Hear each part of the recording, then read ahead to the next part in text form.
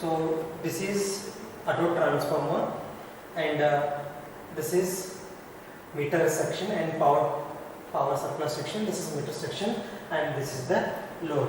The load is having three wires, R, Y and B, and this is the neutral section. Now, in this experiment we are finding the relation between the line voltage, phase voltage, line current and phase current of star connections as well as delta connection. To do this circuit, basically there are three important parts is required. First one is auto transformer, that is this one. Second one is meter section, all these are meters. Then third one is load side, this is the load which is having three windings, R, Y, B, and this is for neutral connection. So here this is the main power supply, and we have to consider this is the input of the transformer and this is the output of the transformer. Okay, so let us do the connections now. First I will do input connection. Look at that, the entire power supply, this is switch, next is fuse, then this is the input. This input is connected to the transformer input section, R to R connection. Next one is Y to Y connection. Third one is B to B connection, that is blue line. And last one is neutral, N to N connections.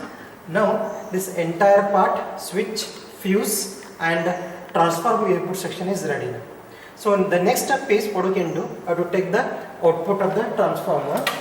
So according to the diagram, we can see that the output of the transformer from the R line, which is connected to a meter, that is a load. Here the output of the transformer is connected to a meter which measures the line current, is IL.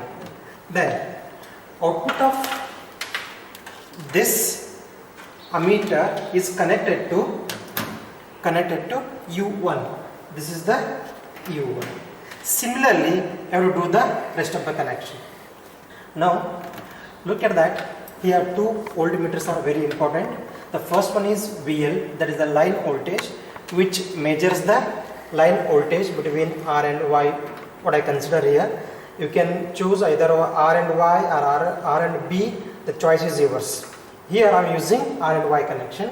And the second voltmeter is VPH, which measures the phase voltage. So here I am using again between U1 and U2. Or you can use V1 and V2 or W1 or W2.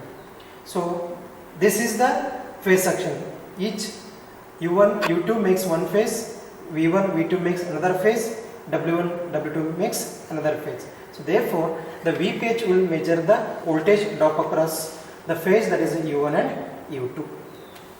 In this experiment, you have to be very careful, and this experiment is very dangerous because you are playing with 400 volts, above 400 volts. So therefore, you have to be very careful.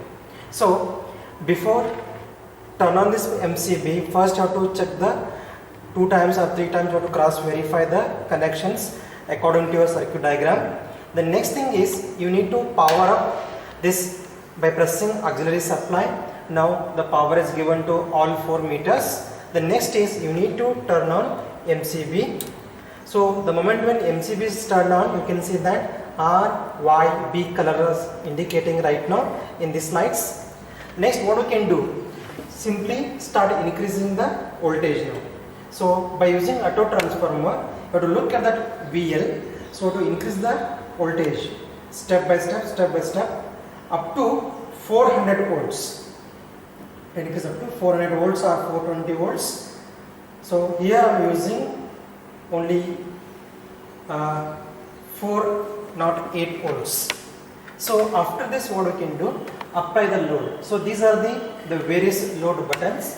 So now you need to turn on this button. So that means the first load is applied. The moment that load is applied, here you can see that the VL, VPH, IPH, IL is changing. Again I am applying another load. See, so we can see that very clearly in this experiment that the line current and phase current both values are same, but in case of line voltage and phase voltage both are different, because we know that VL is equal to root 3 times of VPH.